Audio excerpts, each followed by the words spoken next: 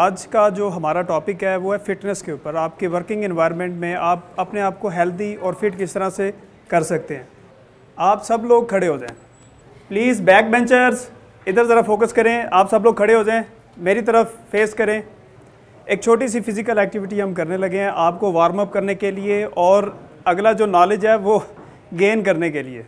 ठीक है, आपने मेरे साथ क्या करना है, 10 जंप्स करने हैं। Come on, let's start. 1, 2, 3, 4, 5, 6, 7, 8, 9, 10. Come on, 1, 2, 3, 4, 5, 6, 7, 8, 9, 10. चलें, shoulder rounds, clockwise, anti-clockwise, 10. 1, 2, 3, 4, 5, 6, 7, 8, 9, 10. Okay, thank you so much. बैठ जाएं। मेरा नाम मोहम्मद इरफान अशरफ है। मैं international level 3 certified fitness trainer हूँ और इस इंडस्ट्री में मुझे तकरीबन 11 साल से ज़्यादा हो गए हैं और मैं as a director physical education काम कर रहा हूँ स्पेशल एजुकेशन में सिंस 7 इयर्स। तो मेरा फ़िटनेस और डाइट से रिलेटेड जो एक्सपीरियंस है वो काफ़ी वास्ट है और मेरी जितनी भी एजुकेशन है वो इसी से फील्ड से रिलेटेड है। तो सबसे पहले मेरा आपसे क्वेश्चन ये है कि why we get fat. Unhealthy food खाने से, नो एक्टिविटी, जंक और इसके अलावा भी कई फैक्टर्स होते हैं। सर हम जो है डाइट को बैलेंस नहीं करते, कभी कभी डाइट पे तवज्जो दे रहे होते हैं कि डाइट से हम अपनी सेहत बना लेंगे, उल्टा सेहत को बिगाड़ लेते हैं, फिटनेस आ जाती है। इसी तरह कभी कभी एक्सरसाइज करते हैं, एक्सरसाइज से जो है ना हम अपनी बॉडी को खराब कर लेते हैं। बिल्कुल ऐसे ही है।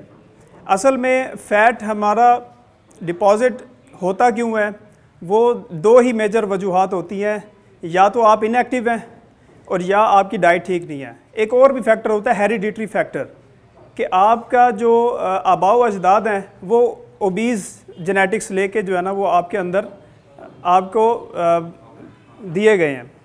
तो ये 3 फैक्टर्स हो सकते हैं। अब ये बताएं कि आपको फिट क्यों रहना चाहिए, फिटनेस क्यों इम्पॉर्टेंट है आपकी लाइफ के लिए। आप अगर फिट नहीं हैं तो क्या होगा, फैट हो जाएंगे। सर अगर फिजिकली फिट नहीं होंगे तो हमारा माइंड अच्छे तरीके से काम नहीं करेगा। अगर वेरी अच्छे गुड, तरीके से काम नहीं करेगा तो ये बुल्स आई, जो काम है वो एक्टिविटीज अच्छी नहीं दे। बिल्कुल ये बुल्स आई है। यानी कि फिटनेस से आपको क्या फ़ायदे हासिल होते हैं, आपने कभी सोचा इस बारे में। आपका जो वर्किंग एनवायरनमेंट है, वर्किंग एनवायरनमेंट ये कितने आवर्स का होता है। यानी कि आप जहाँ पर काम करने आते हैं लैपटॉप्स के ऊपर, और मेरे ख्याल से 9 से 10 घंटे या 12 घंटे होते हैं।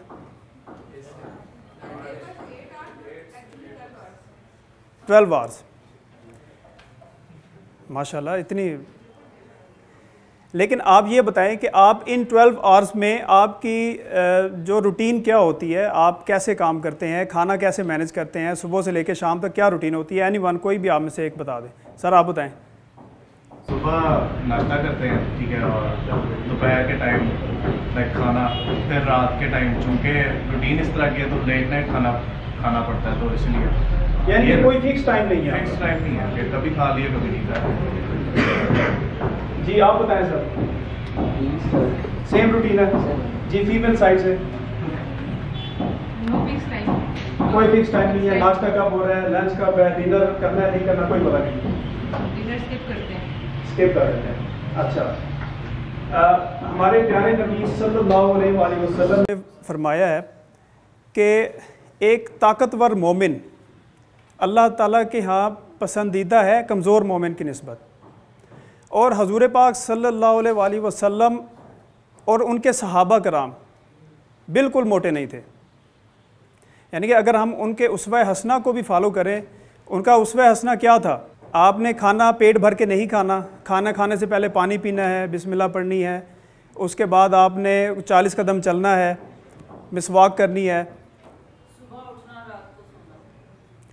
एग्जैक्टली स्लीप, जो स्लीप रोटेशन है, स्लीप का जो टाइम है वो एक लेवल का होना चाहिए। यानी कि आपका जो ड्यूरेशन है वो ऐसा होना चाहिए कि आप कम से कम 6 से 8 घंटे क्वालिटी डीप स्लीप जो है वो लें, क्वालिटी डीप स्लीप लाजमी लें। अच्छा, अब मैं आपको बताता हूँ कि फ़िटनेस के फ़वाइद कितने हैं, क्यों हमें करनी चाहिए। आप में से कोई बता सकता है कि कितने फ़वाइद हो सकते हैं फ़िटनेस के या एक्सरसाइज करने के, कितने फ़वाइद हैं? बेशुमार। एक स्टडी है WHO की तरफ से 2016 में की गई है कि पाकिस्तान में 20.4% लोग ओवरवेट हैं और 5% के करीब लोग ओबेसिटी का शिकार हैं। ओबेसिटी यानी कि मोटापा का। अब ये मोटापा जो है वो सबसे मेजर कॉज है डेथ रेशो की। डेथ रेशो की और भी कई वजूहात हो सकती हैं, लेकिन मोटापा उसमें से एक है। अब अगर आप फिट हैं तो इससे क्या होगा कि आप फिटनेस की तरफ जा रहे हैं, तो इससे होगा क्या कि आप जो है अपना वेट कंट्रोल कर सकते हैं। आप एक्सरसाइज रूटीन शामिल करेंगे अपनी डेली लाइफ में, तो क्या होगा, आपकी जो ब्रेन फंक्शनिंग है वो इंक्रीज़ हो जाएगी, आपकी मेमोरी इंक्रीज़ हो जाएगी, आप मुख्तलिफ डिजीज़ से बच सकते हैं। नॉन कम्युनिकेबल डिजीज़ का पता है, हाइपोकाइनेटिक डिजीज़, डायबिटीज़ है, ब्लड प्रेशर है, कोरोनरी आर्टरी डिजीज़ है, आर्थराइटिस है, इनसे जो है ना आप जो है बच सकते हैं एक्सरसाइजेस के थ्रू।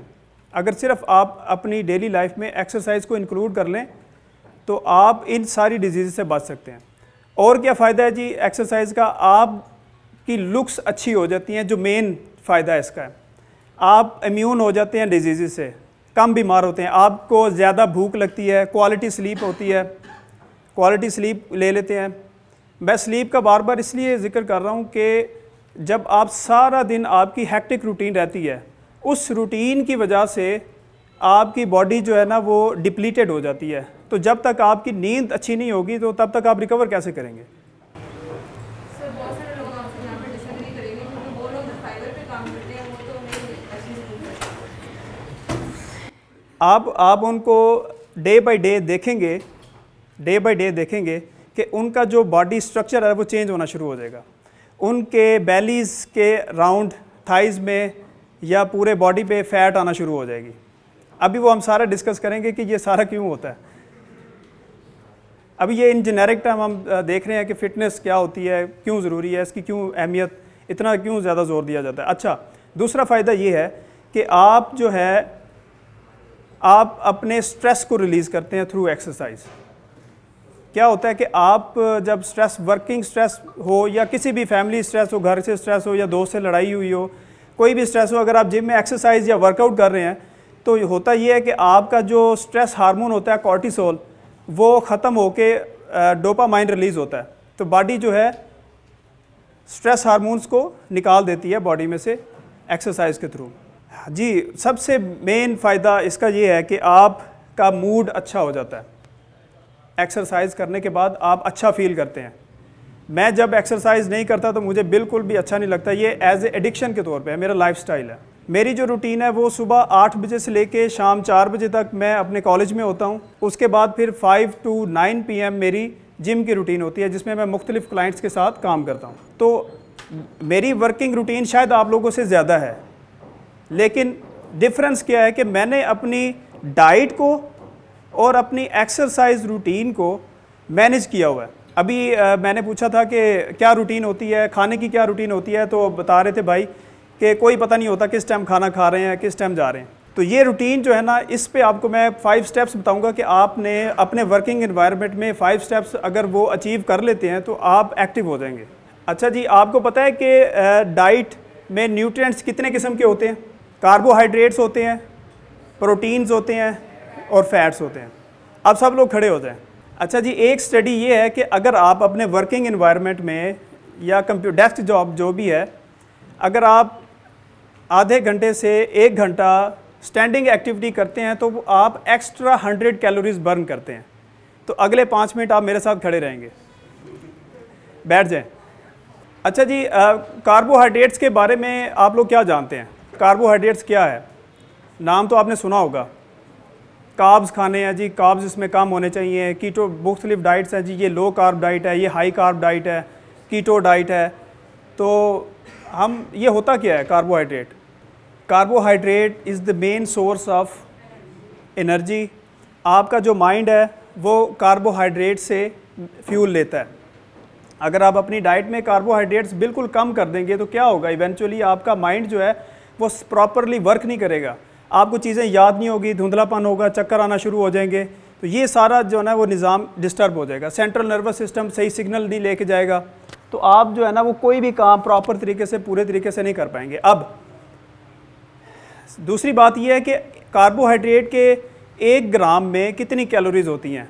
अगर आप ने पूरे एक कराची बिरयानी की सर्विंग खाई है, चावलों की सर्विंग एक पूरी प्लेट खाई है, वो सारे कार्बोहाइड्रेट्स हैं, तो 1 ग्राम में 4 कैलोरीज होती हैं, 4 calories in 1 gram of carb. तो आप अंदाज़ा लगा लें कि आपने वो कितनी कैलोरीज एक ही नशिस्त में खा ली हैं। तो इवेंचुअली क्या होगा, वो जो इतनी कैलोरीज आपने खाई हैं वो कहाँ जाएंगी, कहाँ जाएंगी, इधर जाएंगी, यहाँ पे फैट में कन्वर्ट होंगी। अब इसमें दूसरी बात ये है कि कार्बोहाइड्रेट्स की चॉइसेस आपने क्या करनी है, आपने चूज़ ये करना है कि कार्बोहाइड्रेट्स सिंपल कार्बोहाइड्रेट्स नहीं होने चाहिए, कॉम्प्लेक्स होने चाहिए। कॉम्प्लेक्स का मतलब ये है कि उनकी जो डाइजेशन है ना वो स्लो होनी चाहिए। इसमें हम एक टर्मिनोलॉजी यूज़ करते हैं फिटनेस इंडस्ट्री में जिसको ग्लाइसेमिक इंडेक्स कहते हैं।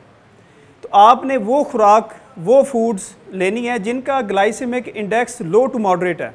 क्या टर्म यूज़ होती है, ग्लाइसेमिक इंडेक्स। इसके ऊपर पूरा जो है ना अभी मैं थोड़ा सा बताऊंगा आपको कि ये होता क्या है असल में। अच्छा जी, अब हम दूसरे के ऊपर आते हैं। जो मेन न्यूट्रिएंट है हमारा, जो हम डेली डाइट में यूज़ करते हैं, उसका नाम है प्रोटीन।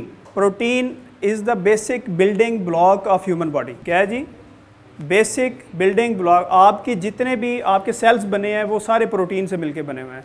तो आप इसी से अंदाज़ा लगा लें कि आपको प्रोटीन की कितनी रिक्वायरमेंट चाहिए।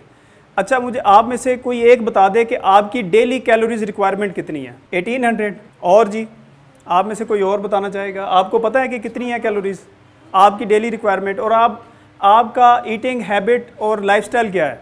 तो आपका जो एक्टिविटी लेवल है वो डिटरमिन करता है कि आपको कितनी कैलोरीज रिक्वायर्ड है। सिर्फ ह्यूमन बॉडी को सस्टेन करने के लिए 800-600 कैलोरीज रिक्वायर्ड होती हैं ज़िंदा रहने के लिए। अगर आप अच्छे, यानी कि आपका जो एक्टिविटी लेवल है, आप वीक में 2 से 3 मरतबा एक्सरसाइज करते हैं, कि हेल्दी इंडिविजुअल का एडल्ट की बात करें तो उसको आलमोस्ट 2000-2500 कैलोरीज रिक्वायर्ड होती हैं। अब वो जो बिरयानी की जो प्लेट है, जो कि 1 पाव, 1.5 पाव या आधा किलो की प्लेट होती है, उसमें आपको पता है कितनी कैलोरीज होती हैं। आप उसको ग्राम में वज़न कर लें, फ़र्ज़ करें कि वो 400 ग्राम की कैलोरीज़ है, 400 ग्राम की सर्विंग है, और उसकी आप कैलोरीज़ निकाल लें, उसको सिर्फ कार्बोहाइड्रेट की कैलोरीज़ निकाल लें आप, सिर्फ चावलों की। अभी हमने मीट का नहीं निकाला, अभी क्या किया जी, अभी उसमें मीट नहीं डाला, अभी अब तो हमने उसमें फ़ैट नहीं डाली, तो वो कैलोरीज़ कितनी बन जाएंगी, 1600।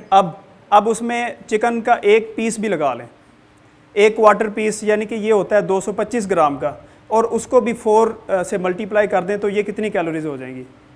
अच्छा, अब जिस फैट में वो चीज़ें बनी हुई हैं, अब अगर हम उसकी कैलोरीज डालें, अब फैट के 1 ग्राम में 9 कैलोरीज होती हैं।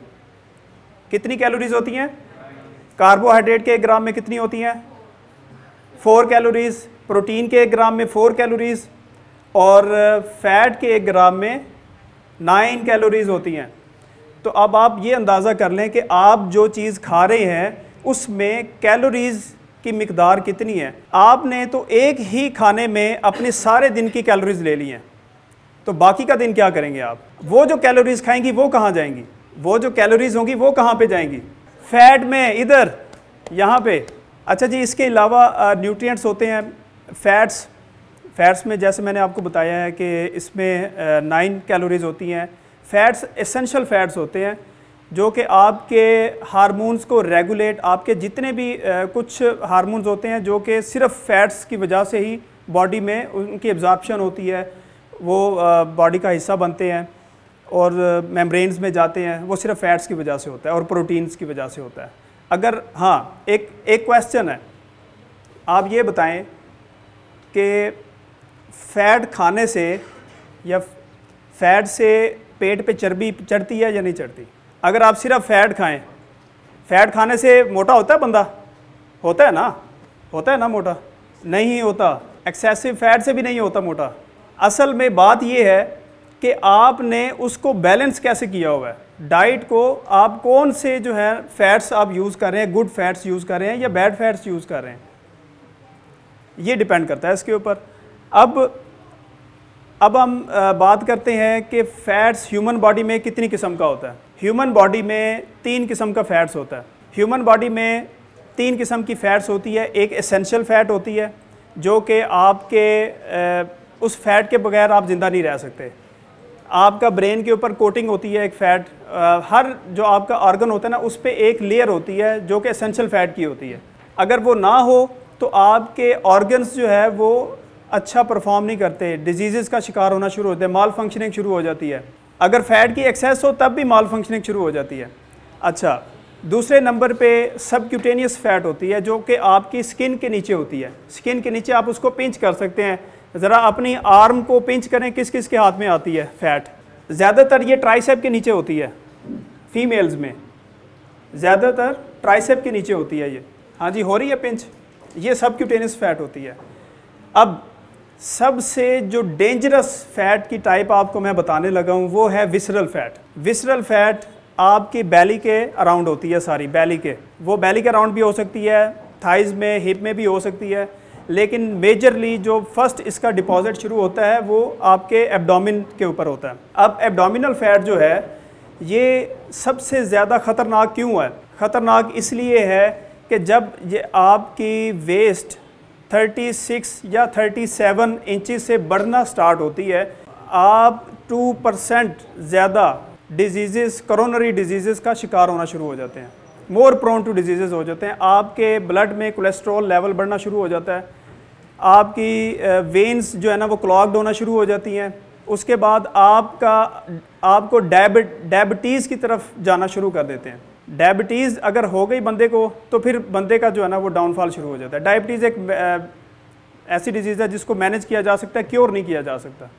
तो इससे हम बचेंगे कैसे हम इन बीमारियों से या इन फैट से? थ्रू एक्सरसाइज ओनली, एक्सरसाइज और बैलेंस डाइट के थ्रू। तो यही सारी चीज़ें हैं जो कि आपको इन सारी जो फैट से या जो विसरल फैट है इससे जो है ना वो बचा सकती है। चलें जी, एक एक्टिविटी कर लेते हैं। इसमें मैं आपको सिट स्टैंड, एक जनरल एक एक्टिविटी है वो करवाऊंगा। मैं बोलूँगा सिट, आपने बैठ जाना है, स्टैंड कहूँगा तो आपने खड़े हो जाना है, ठीक है? Sit, stand, stand, sit. आप उल्टा कर रहे हैं, स्टैंड। अब इसी रोटेशन को मैं उल्टा करने लगा हूँ। अब मैं स्टैंड बोलूँगा तो आपने बैठना है और सिट बोलूँगा तो आपने खड़े होना है, ठीक है? रेडी हैं? इधर मेरी तरफ हाथ हिला के कहते हैं हम रेडी हैं। ओके, अच्छा जी, सिट। सारे फेल हो गए। Stand, stand, sit, stand. अच्छा जी, इस एक्टिविटी का मकसद क्या है? इसका मकसद ये है कि आपका जो माइंड है ना वो सिर्फ एक ही फीड के ऊपर चल रहा है। मैंने उस फीड को रिवर्स किया तो आपका माइंड जो है ना उसको प्रोसेस करना शुरू हो गया है। जैसे जैसे मैं इसकी प्रैक्टिस करता जाऊंगा, जैसे आप कोई न्यू स्किल सीखते हैं अपने जॉब से रिलेटेड, तो क्या होता है कि आप जितनी उस पर प्रैक्टिस करते हैं आपका माइंड उसके ऊपर चलना शुरू हो जाता है। तो सेम लाइक ये ह्यूमन बॉडी की जो मूवमेंट्स होती हैं, जब आप इनकी प्रैक्टिस शुरू करते हैं, कोऑर्डिनेशन की, एजिलिटी की, स्पीड की, तो आपकी बॉडी जो है ना वो अडाप्ट करना शुरू हो जाती है, फिजियोलॉजिकल चेंजेस आना शुरू हो जाते हैं। अब मैं बात कर रहा था कि इंसुलिन रेजिस्टेंस क्या होती है। इंसुलिन रेजिस्टेंस ये होती है कि जब आपका ब्लड ग्लूकोज लेवल बढ़ता है, इंसुलिन का काम ये होता है कि वो ब्लड ग्लूकोज लेवल को मेंटेन करता है। आपके ब्लड में ग्लूकोज को क्या करता है जी? मेंटेन करता है। अब रेजिस्टेंस ये होती है कि आपकी क्योंकि फ़ैट खा पी के फ़ैट इतनी जमा हो गई है सेडेंट्री लाइफस्टाइल से, हाइपोकाइनेटिक एक्टिविटीज़ की वजह से, इनएक्टिविटी की वजह से, कि आपके बैली के अराउंड फ़ैट है और उस फैट से होता ये है कि वो फ़ैट जो है आपकी ब्लड में चलना शुरू हो जाता है, ट्राइग्लिसराइड्स आपके ब्लड में आना शुरू हो जाते हैं। तो वो इंसुलिन को सही तरह से, जो ग्लूकोज के मॉलिक्यूल हैं वो उसको पकड़ते नहीं है, उसके सिग्नल को, ट्राइग्लिसराइड्स रोकते हैं उनको। तो क्या होता है कि ब्लड ग्लूकोज का लेवल भी बढ़ रहा है और साथ में इंसुलिन भी बढ़ रही है। इस सिचुएशन को इंसुलिन रेजिस्टेंस कहते हैं, जिसकी वजह से जो है ना वो डायबिटीज़ का बंदा शिकार हो जाता है, यानी कि ज़्यादा उसको इंसुलिन की मिकदार शुरू होती है।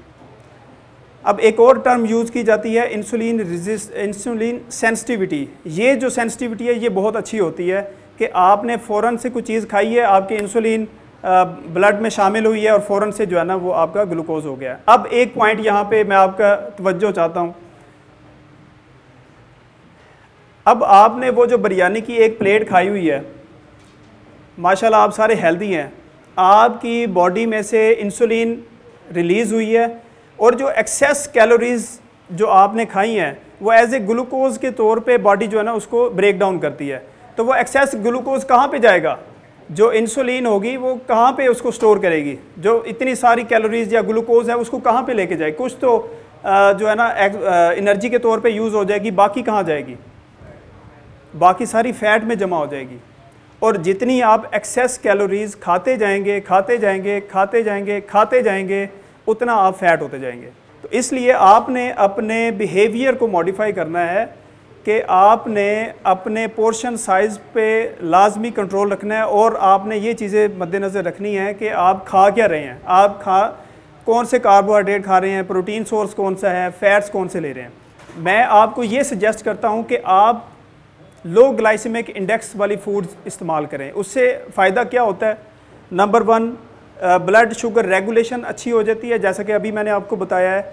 दूसरा ये है कि अगर आपका वेट ज़्यादा है और अगर आप लो ग्लाइसेमिक इंडेक्स वाली खुराक या फूड इस्तेमाल करना शुरू करते हैं तो आपका वेट लॉस होना शुरू हो जाता है, लेकिन फॉर ये लॉन्ग ड्यूरेशन नहीं होता। लॉन्ग ड्यूरेशन के लिए तब होगा जब आप एक्सरसाइज साथ स्टार्ट करेंगे। उसके साथ क्या होगा?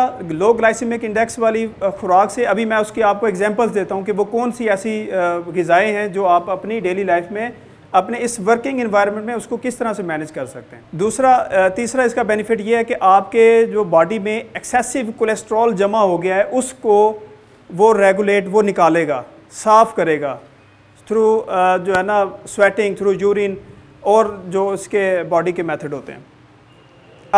अब आपने ये फॉलो कैसे करनी है? आपने सिर्फ 4 चीज़ें जो है ना, 4 चीज़ों के ऊपर ज़्यादा फोकस करना है। नंबर 1 फ्रूट्स के ऊपर। नंबर 1 क्या है जी? फ्रूट्स। फ्रूट्स कौन से?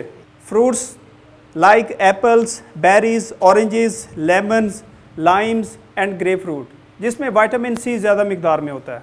उसके बाद आपने नॉन स्टार्ची वेजिटेबल्स खानी हैं, रिच ग्रीन वेजिटेबल्स और नॉन स्टार्ची। स्टार्ची वेजिटेबल्स कौन सी होती हैं?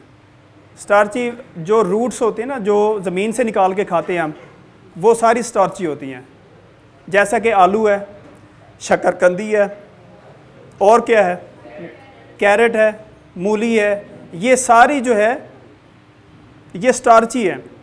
अब आपने क्या करना है कि अपनी डाइट में नॉन स्टार्ची वेजिटेबल्स आपने इंक्लूड करनी है, जैसे कि ब्रोकली है। ब्रोकली आपको पता है कि वो सब्ज़ रंग की जो गोभी होती है, एक वाइट होती है कॉलीफ्लावर जिसको कहते हैं, एक ब्रोकली होती है उसी की तरह की सब्ज़ रंग की होती है। उसमें क्या होता है? फाइबर ज़्यादा होता है, प्रोटीन ज़्यादा होती है।